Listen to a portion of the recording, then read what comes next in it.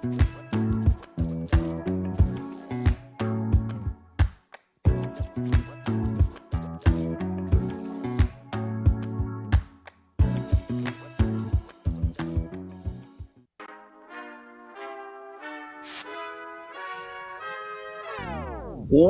to the 44th episode of Renegade Marketers Live, a show that promises to be long on marketing insights and short on overhyped buzzwords.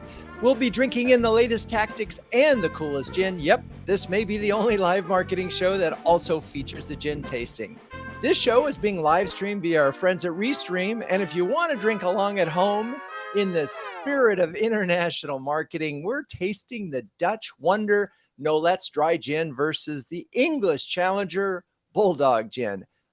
I'm your host, Drew Neiser, live from my home studio in New York City. When I'm not reading about Ben Franklin, all that stuff back here, or drinking martinis with my wife, or swinging a racket, most likely, I'm talking to one of or more CMOs about their pressing challenges. And while I'm usually comfortable offering advice, often from firsthand experience, there is one area that is quite out of my league, and that's international marketing.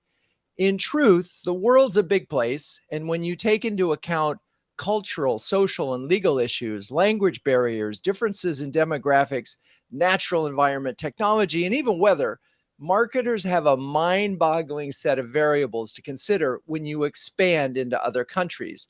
But lucky for you, we have 3 active international marketers with us today, ready to answer your questions and mine.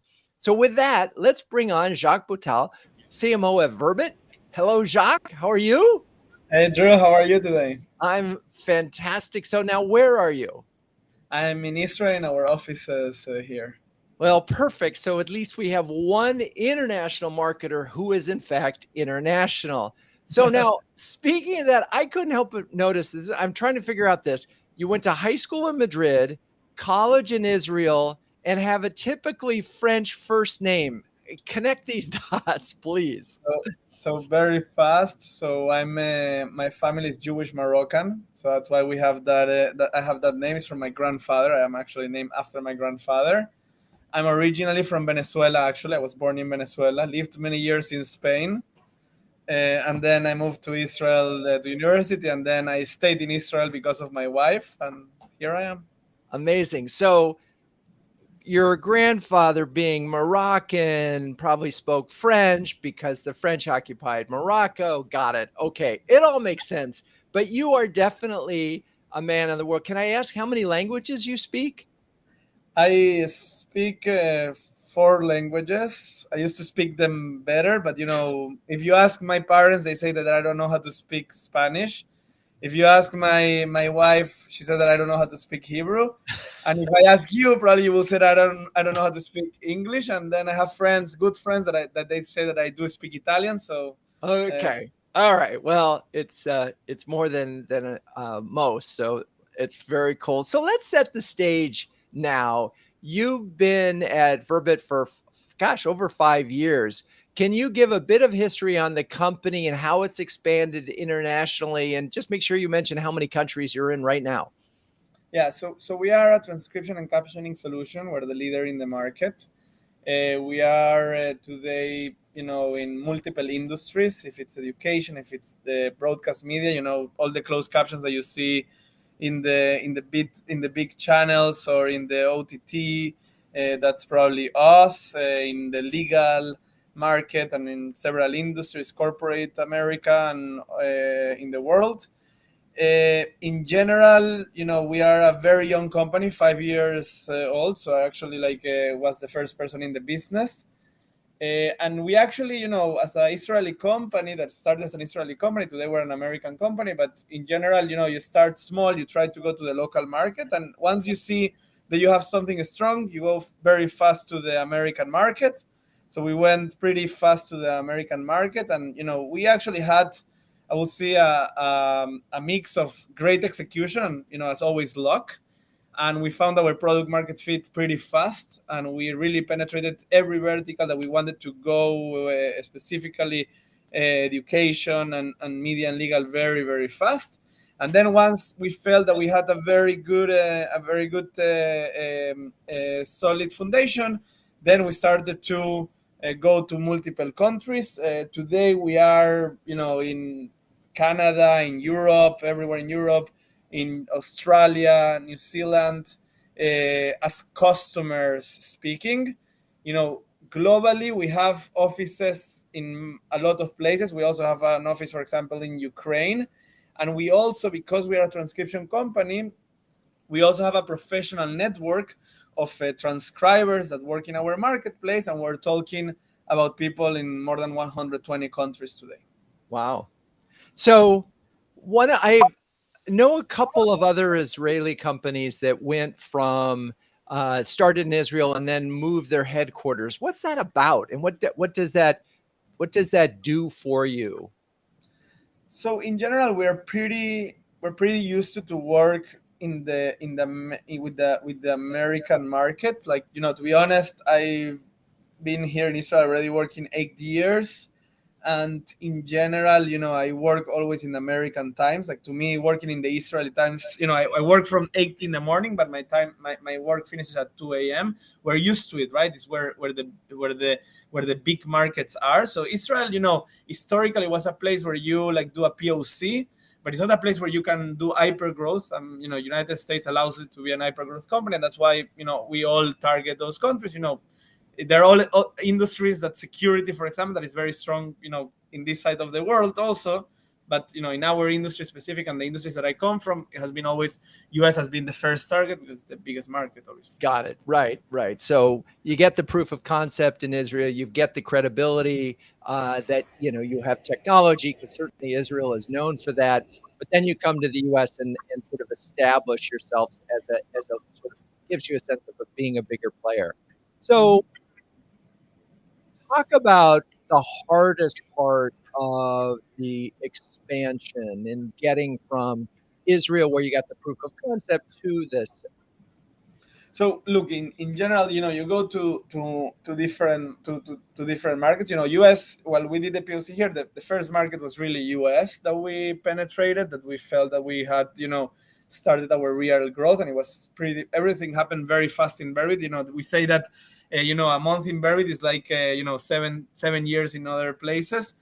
So in general, when you're going to new markets, what you're selling in one market doesn't fit the other a lot of times. It can be that they're buying the same product, but they're not buying it for the same reasons.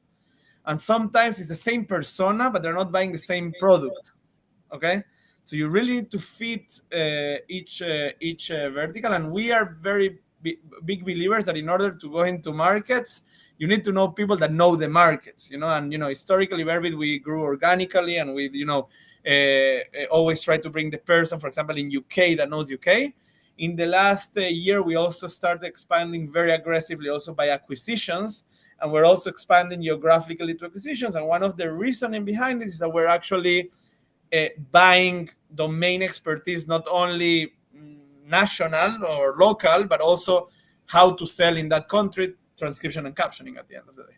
Yeah, and that makes so much sense. It is, as I think about it, I mean, every single country, and I know you must have dealt with this, where they say, well, Japan's a little bit different than this one. And so acquisition makes sense. That creates all sorts of other different brand challenges. Yeah. But at least for the moment, as we're focused on expanding internationally and making sure we sort of get this, it sounds easy, right? You come to the US, but you're this little Israeli company. Talk about that first win and how'd you get in the door? How did you get cracking?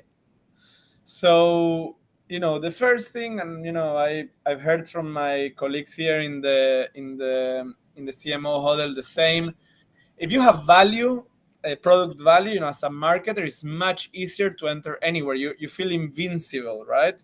And I think that's something that we had in Verbit from day one. We had really from day one that I started the business, we had a really clear value that we were providing to the customer.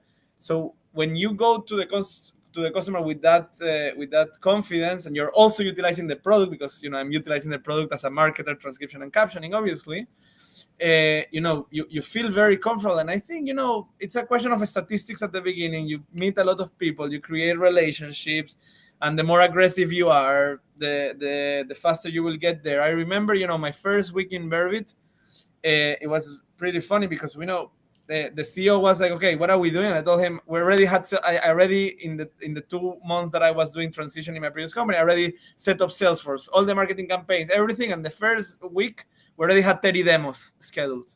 So it was really, really aggressive in that sense. So I'm a big believer that as long as we have as marketers a real product value, okay, it's about messaging and having positioning ourselves to the right people, and it takes time until you find the right personas per persona, per geography, per type of product, as you know.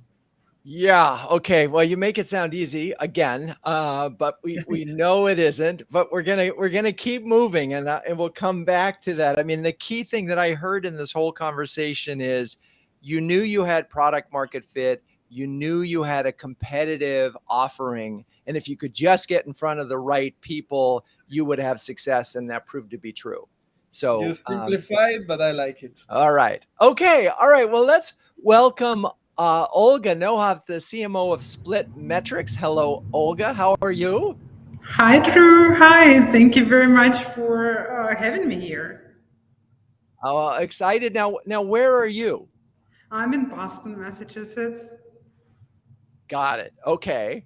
But I know that's not where you're originally from. Absolutely, yes. Originally, I'm from Ukraine. That's Jacques mentioned today. Yeah. And oh my, yeah, that has got to be just a heartbreaking situation for you. Well, it is, but at the same time, the global nature of our business helps a lot, right? That's why I'm excited to be able to contribute to our today's conversation, because that's big opportunities for companies they want to tackle and try leveraging. So I couldn't help but notice you were given the Global CMO Award of the Year by in 2020 by Enterprise IT when you were with Creatio. First of all, that's quite an honor. What did you do that resonated with the judges?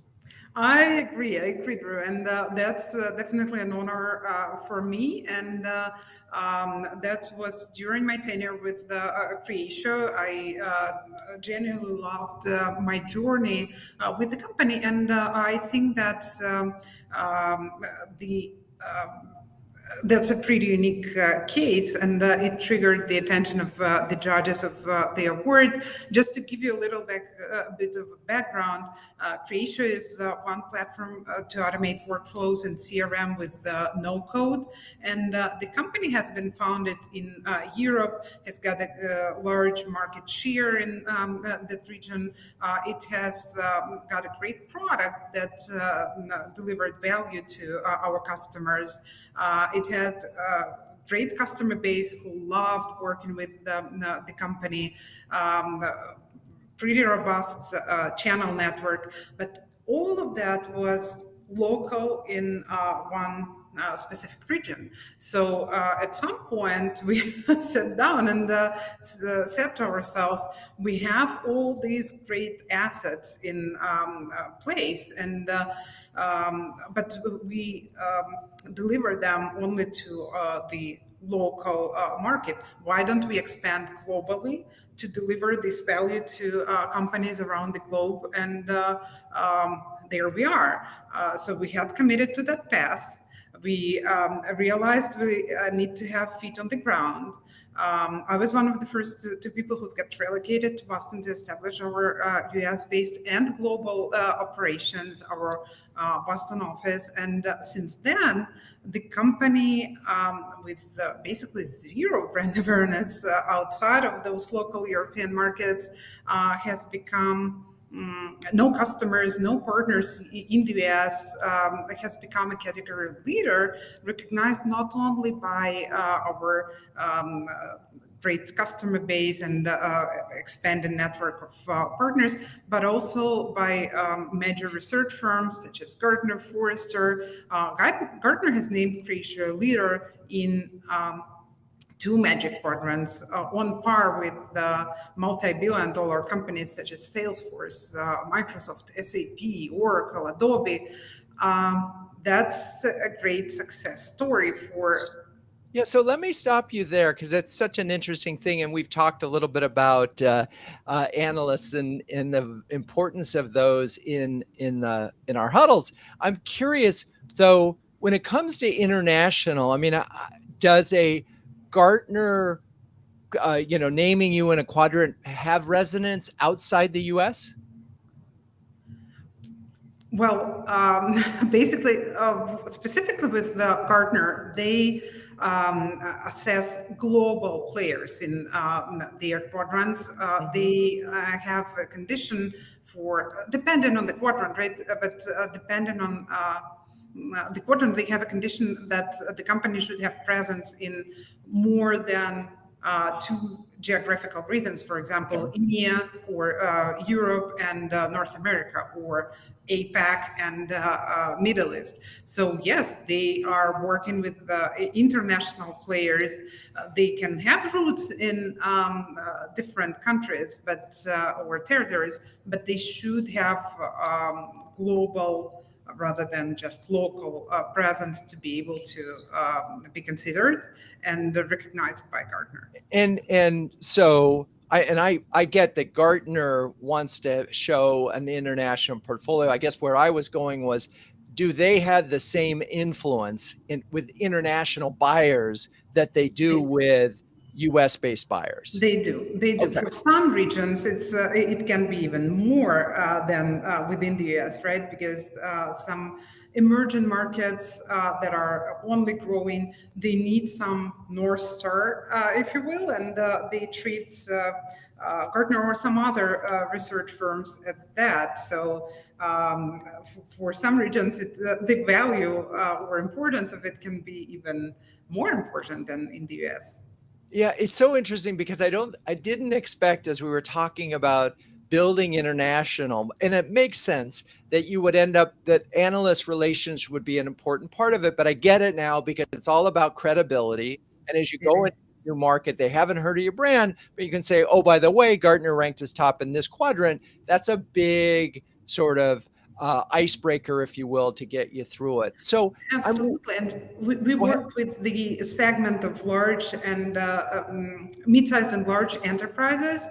When such a company is considering implementation of their enterprise information system, such as CRM, for example, they not necessarily they would just Google and base their decision on the information found that, right? They need some validation from professional research agencies such as Gartner or Forrester in order to make that decision. So it's their go-to research that they would consider in order to move forward with an enterprise information system.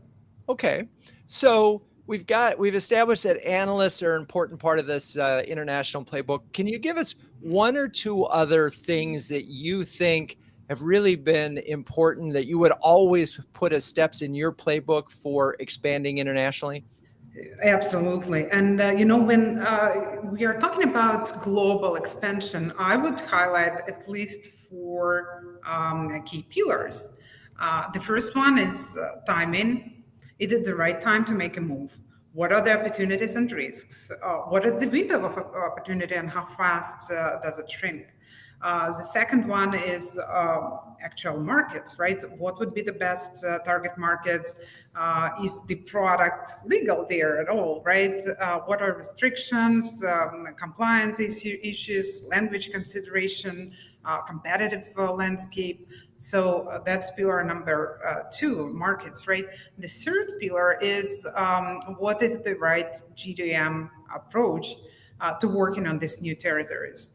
How do you want to enter the new markets? Do you want to build physical presence or sell remotely? Do you want to go direct or through channel partners? Do you want to go with unified or customized product and pricing? And the fourth pillar is the marketing mix itself, unified or customized. Do you want to deliver a single brand story or different messages in different markets? How do you want your distribution channels to differ? So all these things are important. That's part of my playbook. And I can give you an example using Creatio as the foundation. So when we were talking about these aspects, the first one was timing, right? And reflecting on our process with Creatio's international expansion, asking myself what would I do differently. I always face the question, why haven't we done it earlier? So why haven't we gone global earlier? And that's aspect I think is important for every company that is growing global. The window of opportunity is there now in most cases, right? But it can shrink really fast. So you need to act fast. In terms of, especially given you have the product that is ready, you have great product market fit, so you need to act now. Let me pause you for a second because but I love the story. We're going to come back to it. The highlight here of timing markets, go-to-market strategy, and marketing mix. Great overview. I love that in retrospect, your perspective is we could have gone earlier, but that's always the thing. It's like, why didn't we do this? But you only know that and feel that after you've been successful. All right, we're going to come back to you. But Dean Nicolls, the CMO of Oosto, has been waiting patiently. So Dean, thank you. How are you? I'm great, Drew. Thanks. How are you? I am good. Thank you. Now, I was digging in, and by the way, Dean is joining us from his vacation on his cell phone. So if his connection is a little shaky, please cut him some slack. The guy is here on vacation, not on vacation at this moment. So digging into your LinkedIn background, I noticed you spent 4 years at Starbucks. And so first question is, are you still a fan of their coffee? And if so, what's your drink of choice? Well, it's crazy. For about 4 or 5 years, I actually never liked coffee. So I was always a tea drinker. So they're Tazo teas. They're excellent teas. But I can't speak to the quality of the coffee. My job. Oh my gosh, that's amazing. I can't believe it. You worked at Starbucks and don't like coffee. Well, that's dedication. But one of the things that's so interesting about that company is, every day people have a choice of whether they come back or not. And so many do. So I'm curious, what are some of the lessons that you learned perhaps from that very B2C experience that you still apply this many years later in B2B? I think there's a few things. I think one is to test everything. So at Starbucks, I was part of the catalog, the online business, and the notion of testing subject lines, testing, even the stock of the stationery that we tested everything. And from that, you learn, you iterate, you get better. And so apply that as much as I can to the B2B world. That's super relevant. The other thing is to think scale. Starbucks being a global brand, we thought, if we can reach 500 businesses, how can we reach 1,000? How can we reach 5,000?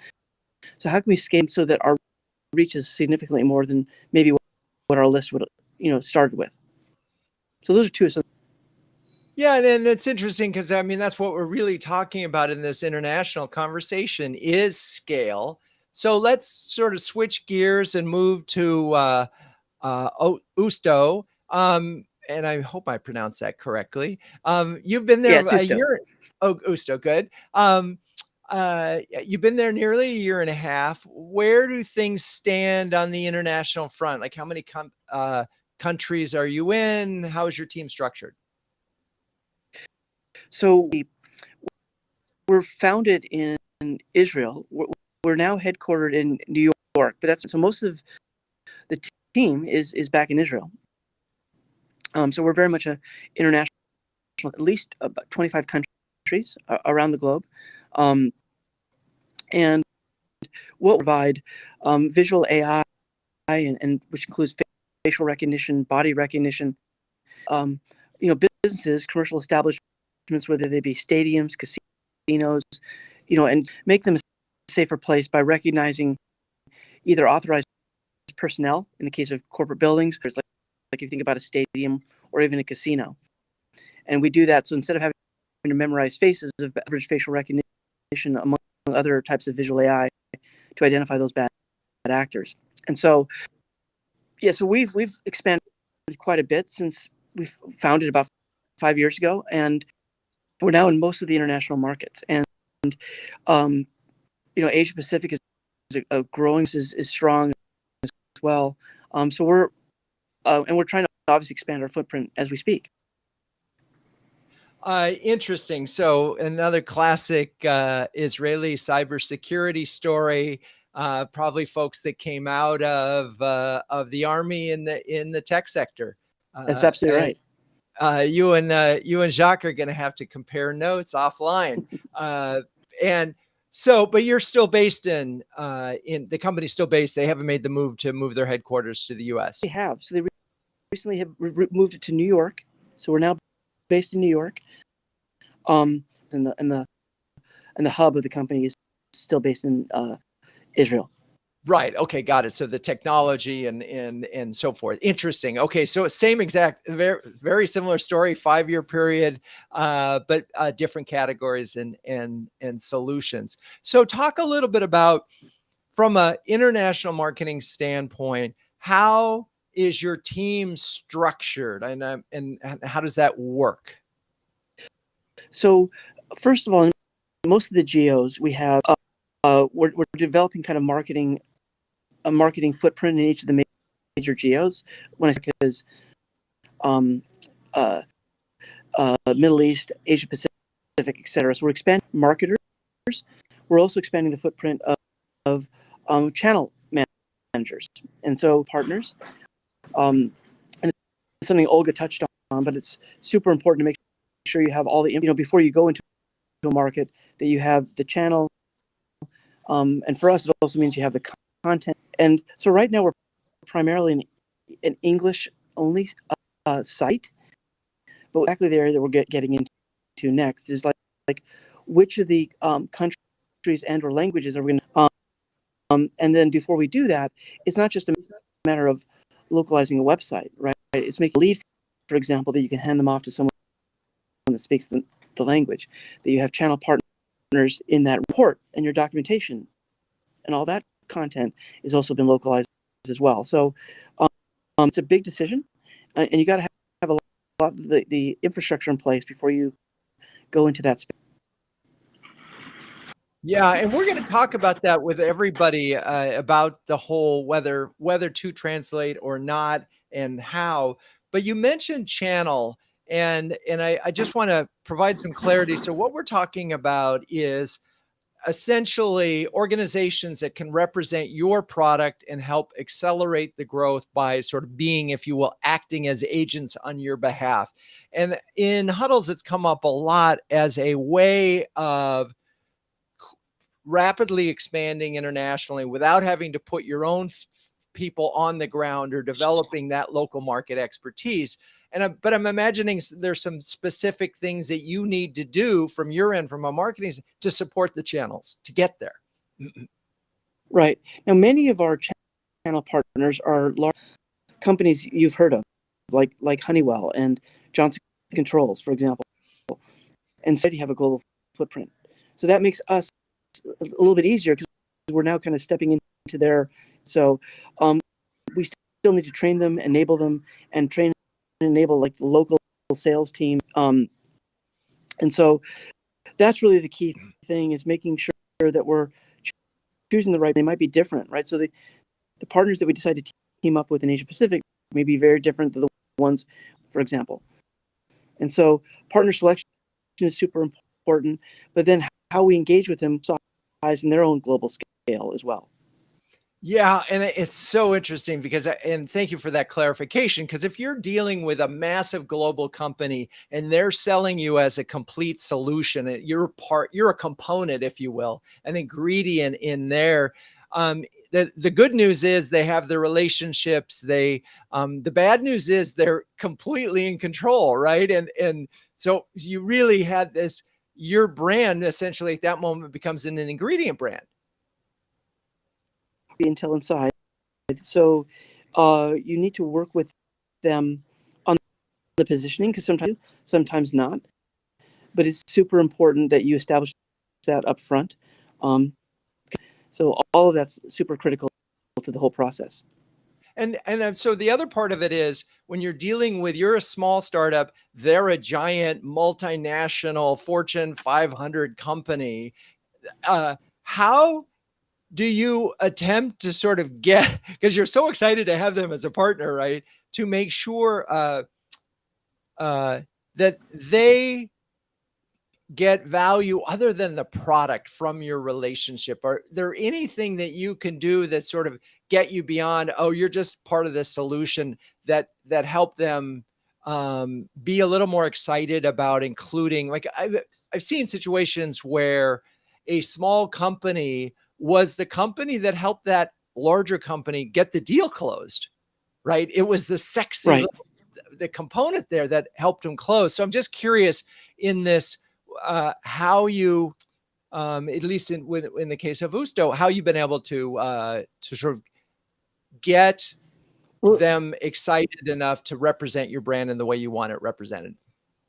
Well, there's probably two parts to that. There's probably their own product teams excited about your solution.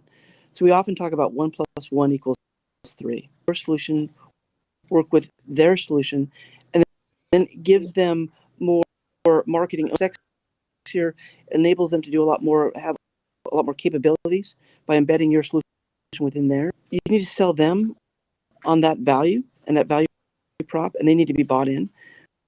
After, you need to work with the individual sales team, and that's really the sales teams around the globe, to make sure they're in a like, they get the value prop, they get the 1 + 1 = 3. So you need to sell them at two levels, within the product teams, within these larger, multinationals, and then at their individual. And that to me is the key to success in terms of working with the larger channel players. Got it. And I think we could step back and say that any channel partner, whether it's a big company like that, or perhaps a distributor of some kind, or a reseller, it's still a 1 + 1 = 3, because you got to, in a sense, get them to carry your product. You got to get them to sort of understand how to market it in the context of their overall service, whatever, or product or service bundle they're providing. So, all right. So it's about, go ahead. And they got to see how they can make money from it. So right, when you're talking to sales, they got to see the value prop. They got to understand how that's going to translate into extra commission for them. Right. Yeah. And in some cases, you're going to get the deal. In other cases, it's going to be, which is good, you're going to help them close because you're the sexy ingredient in this overall thing. In other cases, it's just spiffs, right? I mean, it's just extra cash. Right. Okay. All right. That's great. And it's definitely a different perspective than we got before. Okay. So this is the moment where I'm going to spend a little bit of time talking about CMO Huddles. So, Melissa, cue me. Launched in 2020. CMO Huddles is an exclusive community of over 100 highly effective B2B CMOs who share, care, and dare each other to greatness almost every day. Everything about CMO Huddles is designed to be a force multiplier, helping B2B CMOs to make faster, better, and more informed decisions, where one inspiring hour a month delivers 10 hours of perspiration saved. Now, since no CMO can outwork their job, CMO Huddles is here to help you outsmart it. Now, I want to bring back Jaques and Dean and Olga, because you're all relatively new huddlers. And so I'm just, if you feel like adding anything about your experience so far, please jump in. I can go ahead very fast. So in general, I think one of the key things is that, I at least don't believe that I know everything or I have done anything. So it's very, one of the things that I love about the community is really the people is very available to just share their experience, maybe new events that may have happened on things that you just haven't seen or haven't done, or maybe don't have the experience to do, and then people just share with you. And I'm appreciating the help and learning from other hodlers. So I think it's great. Awesome, thank you, Olga. Go ahead. Yeah, I shared that before, and I want to say it again. I'm very happy I have become part of CMO Huddles. I get a lot of knowledge, collaboration, and support from the community. Our monthly online meetups, our weekly updates, and Slack channel for the community. That helps me progress my work as a CMO. So basically, I know for sure that's the community that likes to share here and there, 100%. Love it, love it. Dean, any words of wisdom on Huddle so far?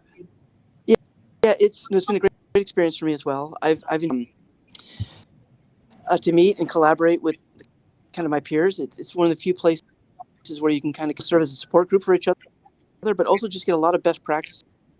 What's software have they explored that works? Command gen that's working, what's not working, right? So I just love having this community to kind of is off of. Well, I love having all three of you in the community. And if you're not in the community, we happen to have a program running right now, a 4-week all-access guest pass. So if you're CMO who can share, care, and dare with the best of them, visit CMOHuddles.com. Oh, right. We have a video. Let's play the video. And so we can go grab our gin and ice cold glasses. I love the way that you are able to bring together experts and practitioners to share their experiences and to accelerate learning. Just by listening, I've tripled my experience. It's a great way to have these conversations with your peers. Even if you miss, an actual live session, just the capture you guys do of the notes, the tidbits, the takeaways, just super valuable. It's such a nice forum to be able to bond with other marketing leaders that are facing the same things that you are. There's just so much goodness from the learnings and the dialogue and everything else. So it's really nice to connect to peers that are B2B. The Slack channel, I think, is amazing. There's just some really helpful ideas and thoughts and things being shared in there as a backstop underneath the Huddle actual meetings. Because of the format of the CMO Huddles, there's, maybe 10, 15 people on each of the sub-peer groups, which makes it really easy to build one-on-one relationships. It's a community that I think I really needed right now, so thank you. If you're a B2B CMO who can share, care, and dare with the best of them, ping me, Drew Neiser, on LinkedIn or apply at CMOHuddles.com. All right, Melissa, let's get to the tasting. Yes. Okay. So today we're going to be tasting Nolet's Dry Gin and Bulldog London Dry. This is the bottle for Nolet, by the way. Mm-hmm. Very pretty. And Olga is going to be tasting them later, but she's here to hear about them. All right. I have tasted them already. So oh, yes. I've done my homework and can share experience as well. Amazing. Perfect. So Drew, what gin are you going to start with? Nolet's? Let's start with the Nolet. Yeah. Okay. So I'll give a quick little background, and then I think Drew has a story about this gin as well. So Nolet Distillery was founded in 1619, and it's the oldest distillery in Holland that's still in the hands of the founding family. I think it's like the 10th generation at this point. And that distillery in the town there were hundreds, and it ended up being like one of only 10 or 14 that survived through the French Revolution and 2 world wars. And 3 of its standout botanicals are peach, Turkish rose, and raspberry. So there actually is a Nolet family, and they were, when Renegade was doing B2C, this is in the early 2000s, they came to us with a product called Harlem, and it was a new product, a liqueur, to compete with Jägermeister. So I got to meet the Nolet family because both the father and the son were in the business, as of course their fathers had been. And they had just sold Kettle One for millions to Diageo. So they were riding high on their success. We had a lot of fun helping them with this brand. So I think it's, and when they talked about this gin, they were talking about this gin when we were working with them on Harlem. It was going to be the first like super premium, like $100 a bottle. Now it's a more sort of rational price, but it's funny. It's very smooth, but I'm peachy? The Nolet's. It's very smooth, but I'm struggling to sort of find the notes. I get the peach in the aroma in the nose, but I'm struggling when I taste it. I find myself just, oh, this is smooth. What did you think of it, Olga? Was it nice? I agree. So it was soft, smooth, savory. I would drink it straight up. Yeah, I read that is one of the features of that gin. It's like a really herbal gin for being a dry gin, which can sometimes be a bit harsh to sip. You know, now that I think about it, and I guess maybe it was because I had actually put it in a martini like thing in a shaker, but now that I'm just drinking it straight up, the peach and that sort of fruitiness comes through at the end. So it's quite nice. Yeah, no doubt. Great martini. I'm just going to do it differently. I'm not going to shake it in ice. I'm just going to take it straight from the bottle. Mm-hmm. All right. Great. Okay, so now we can move on to Bulldog Gin. And This was developed by Anshuman Vohra. I don't know if I pronounced it right, but he was born in India and the son of a career diplomat. Bulldog was launched in the US in 2007 and went global during Spain's 2009 gin boom. I need to look into the history of that, actually, because I don't know that I know about it. Yeah. But it now has a presence. It's international and has a presence in 55 countries. And their slogan is whatever you begin bold. What'd you think, Olga? Well, to me, the naming correlates with the taste because it's more rough, more heavy, and more harsh to sip. I would use that for a cocktail. Yeah, exactly right. Throw some tonic in there, and a lime, and you have a great G&T. Cool. So, do we have a botanical expert with us today? Nicole can't make it today, but I can stand in if we need. Well, I noticed Nolet has Turkish Rose. What the heck is that? So Turkish Rose is commonly known as Damask Rose, and it's prevalently cultivated in Isparta, the southwest region of Turkey. And Isparta is globally known as the City of Roses. The Turkish Rose has many medicinal benefits, including some anti-aging effects. Perfect. And just fun fact about the Rosa species in general, it has existed on the planet for at least 40 million years. There you go. All right. Well, I'm going to rub a little of this on my face then if it's anti-aging. And that, I think, wraps up the gin tasting. Well, but first of all, so Olga, which of the two, which do you prefer? Well, I would go with Nolet. Yeah, I would say, easily. And in fairness, this is a much more premium brand than Bulldog. It's more expensive, but it's worth it. Unless I'm in a mood for cocktails, then Bulldog would work. Yeah, exactly. All right, so let's get back. Let's bring everyone back. Thanks, Melissa. Everyone back, and let's get into it. I mentioned at the beginning there were all sorts of borders to success and barriers. Pardon me. Oh, borders are appropriate too, including the differences in language and culture when marketing in other countries. And we started to get into language translations, and so I'm interested. So I know where Dean is right now. They're not translating. So Jaques and Olga, are you right now translating for every country? How are you approaching language? Start with Jaques. Jack. Okay, I was going to say Olga first. Okay, she's well, she's very interesting. She was just on the tasting, so I'm mixing it up. So in general, yes, we translate to the main countries that we have. So, for example, websites and content are translated. We also have, in some places like, for example, in Canada, our communication also internally and externally is also in French, okay? Because, there are some, not only because we want, but also because there are some laws that inherited, and we were doing that already before even. But that's also, so in general, yes. I think that beyond the content and the collateral and everything, it's also, depending on the region, also the people that are selling or marketing there should be also local, and it's really specific to type of countries. And so this is where it gets really tricky, because in order to do that, you have to have people on the ground then in every one of those countries. And, it's a little cart before the horse, because if you're just entering a new market for the first time, how do you manage that from an expense? Or are you saying that before you go into market, you need to secure somebody in that market, or don't bother? So yes and no. So I think, first of all, we're in a very global world.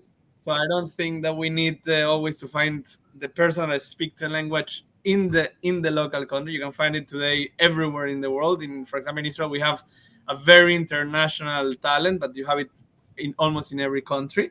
In general, there are different ways, depending on the country, depending on the priority. You can go with contractors at the beginning, you can go to part-times, but in general, you do want to have some local understanding and be consulting at the beginning. But I'm on the suggestion that I would like to know where I'm entering in before entering in it. So, Olga, what about you? I mean, in the countries that you're operating in right now for the new country company that you joined recently, SplitMetrics. Yes, SplitMetrics. How many of those are you mainly in English for that company, or are you translating? So my response would be, it depends on what you're selling and to whom.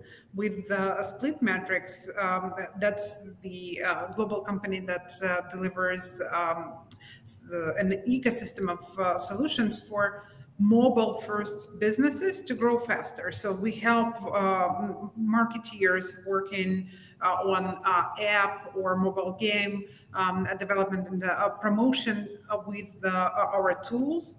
And on this market, there is no expectation that the product's going to be localized to a specific language.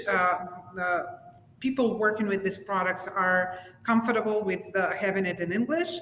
They do have other tools in English, and that works really well. So with SplitMetrics, we operate in English, and we do not localize our products or marketing communications to other languages.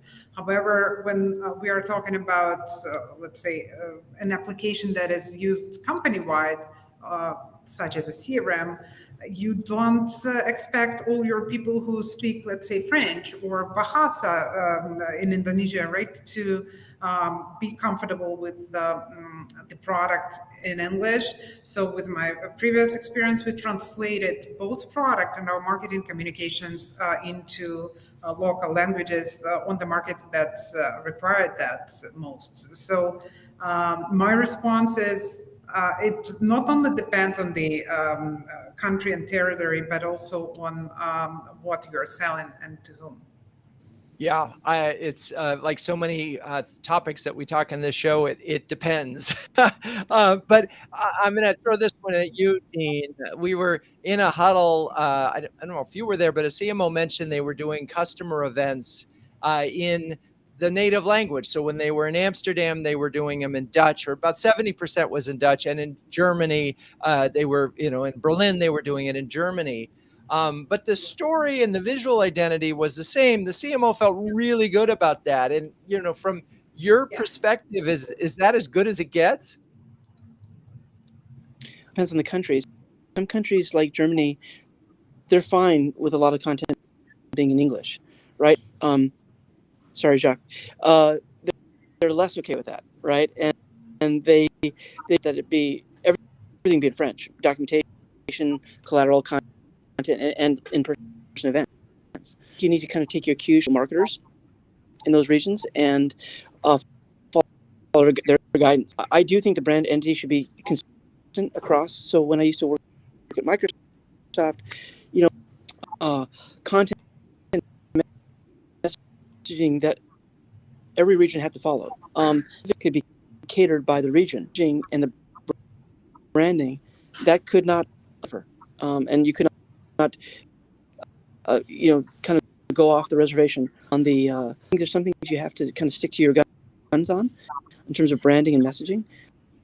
But other things you can absolutely deliver. The tactics you deliver, the messaging, even some of like positioning and stability. Yeah, I remember, I hear you, and I remember I worked on IBM for 4 different times and over the years, and it was always when you were on an international call, it was, well, we're different in Japan, and there would always be the country that would say, no, can't. Yeah, I'm sorry, you just can't do that, or you can't say that. But at the same time, I have noticed a trend where with taglines, and I know this is very micro, but where a company has, it's a US company, they have a English tagline, and they end up using that tagline all over the world. And I'm just curious, in your perspective, Jaques or Olga, do you have experience where that isn't the case, or where it would have been a bad idea? Well, go for it, Olga. Speaking about taglines, for SplitMetrics, the tagline is unleash the new level of growth, and we utilize it in English on par with the other communications that we have, pretty much in English. We didn't plan to translate it. With the Creatio, the tagline was accelerate, and we did translate some of our materials. We had events translated to local languages and other communications, but it's very hard to translate accelerate, which have this power and speed emphasis on it, right, into some other languages without having negative connotation with it. So we also made a decision, even despite the fact that we did translate our communications into French, Spanish, other languages, we left the tagline as is in English. Interesting. It's so funny. I'll never forget. So what happens is, in these circumstances, is someone who doesn't necessarily speak the language will look at a dictionary, and you can't count on that dictionary giving you a result that you were looking for. I'll give you a story from Renegade Archives. At one point, we were owned by the Japanese agency Dentsu in the early 90s. And we were going to change our name from, we're establishing the company. And a vendor had suggested Renegade. And we thought, oh, that's true. We are the Renegades at Dentsu. So let's go with that. So when the Japanese looked up the word renegade in the dictionary, it just said outlaw. And said, are you sure? And we said, yeah, just trust us, it'll be fine. But it was, there are issues. And part of me also wonders on this whole thing of,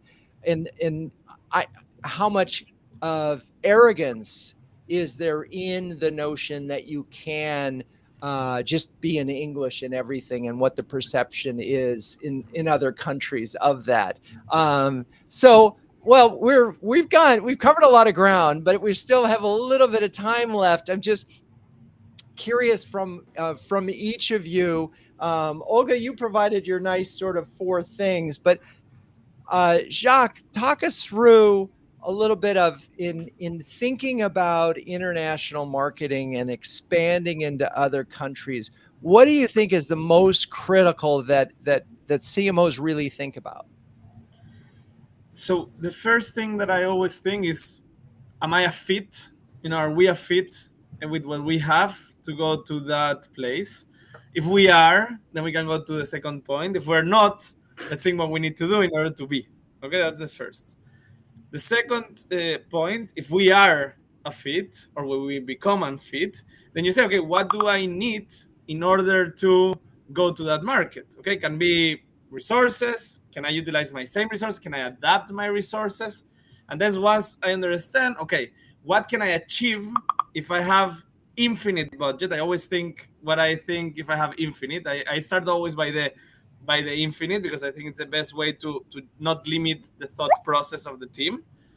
And if it's infinite, what is our maximum value, and if it's good enough or valuable enough for the company to enter in it? Okay, if it is, then we start planning. Those are my my 4 things. Resources and then what could you get to? Okay. Dean, words of wisdom in terms of thinking about international expansion. I think to borrow a little bit from Jaques, I think really understanding the market, understanding where your product is going to be a good fit. So, for example, right now in Mexico, violence, we have a great solution for that. So, understanding is that you can plug in today, right? Not down the road, but today, where there's a good product market, is really trust the people in that region, the marketers in that region, the salespeople in that region, and listen. Just listen to say, like, this will work, this will not work. This kind of this will not work. You shouldn't, again, in terms of arrogance, assume what works in America, Mexico, or work in Israel, or work in Singapore. Right? So that's where you just have to listen and take guidance, lean on that, right? To make sure that you can really make the best use of your marketing funds. Yeah, and I'm thinking about trusting the region, and boy, that puts pressure on you, the marketer, to make sure you have good people in the region. And that's got to be so tricky, because when it's a small group, they need to be able to do so many things, right? They need to be able to grow. They need to be able to market. There's a little bit of sales. There's relationship building. So those are hard hires to make. Okay, but product fit, trust the region, and listen. Okay, Olga, final thoughts or words of wisdom for your fellow marketers in terms of expanding internationally? Yeah, well, I would start with the reminder that global business and global marketing have big potential for many organizations. Don't underestimate it. Timing is important because, again, the window of opportunity can shrink faster than you think. And determining your unique go-to-market approach for a global market is an art. You need to invest sufficient time into that. And once all of that is defined, persistence and determination, that is my best advice and my personal motto. Yeah, and I'm so glad you said that, because it is about persistence and determination. And by the way, on this show, we always do what would Ben Franklin say. Now, it turns out we waited towards the end of the show for this, but I can't help but bring him up, because as America's first chief marketing officer, Franklin would have enjoyed this conversation and perhaps cited his success marketing the American Revolution to the King of France. Now, Franklin lived abroad for 25 years and visited many European countries, and many of his marketing efforts were long, hard slogs. They were persistent, like Olga just said. So I think he'd advise, he that can have patience can have what he will. He could also say, she that can have patience can have what she will, as appropriate for Olga. So I want to thank you, Jaques, Dean, Olga. You're all great sports. It's been a really interesting conversation, and not one that you can get at in an hour. This is a complicated challenge. There's no doubt about it. But I think what you heard here on the dare side, if we think share, care, dare, you've got a lot of good sharing in terms of what you can do, but there's some daring here. You got to go for it. And you may not succeed the first country you're in, but you're going to learn a hell of a lot. And so persistence pays. And it's funny, we couldn't figure out how to expand Huddles globally. We figured it out, at least for Europe for now, although we're still 100% in English. Anyway, let's see. Thank you, audience, for staying with us. Please join us in 2 weeks when we'll be talking about employer branding with Deidre Hudson, Michelle Beebe, and Lynn Capozzi. Cue the music.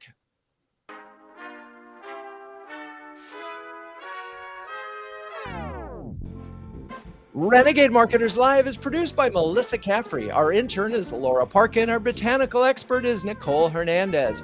For show notes, past episodes, and the latest on my book, Renegade Marketing, 12 Steps to Building Unbeatable B2B Brands, please visit renegade.com. I'm your host, Drew Neiser, and until next time, keep those renegade thinking caps on and strong.